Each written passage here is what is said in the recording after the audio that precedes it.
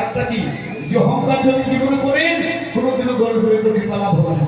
ব্রহ্মভক্ত বিষ্ণু ভক্ত এই আসলে দুই ভক্ত আছে। আপনারা নিজেকে নিজে পরিচয় করবেন আপনি কোন ভক্ত বিদায় হইল তারপর যদি নিয়ে শেষ নাই তারপর যদি শ্রীকৃষ্ণ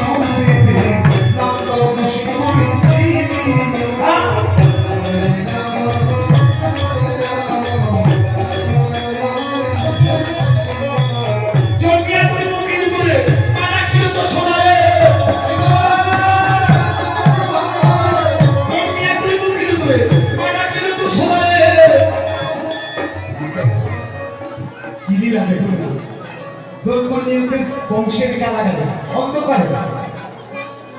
সত্যি তো আল্লাহ আমি তো মনে হচ্ছে বলি নন্দালয়ের কারণটা কি দরকার ছিল ভগবানের দুইজন মানা আমাদের দুইজন মা আছে নাকি কারো এখানে যদি দুইজন থাকে একজনকে পশু পাতাতে ঢেকে রাখে তখন হয়ে যাবে লজ্জা পাইব কিন্তু আমার ভগবানের দুইজন মা একজন হলেন দ্রৌপদী আরেকজন হলো দৈবকী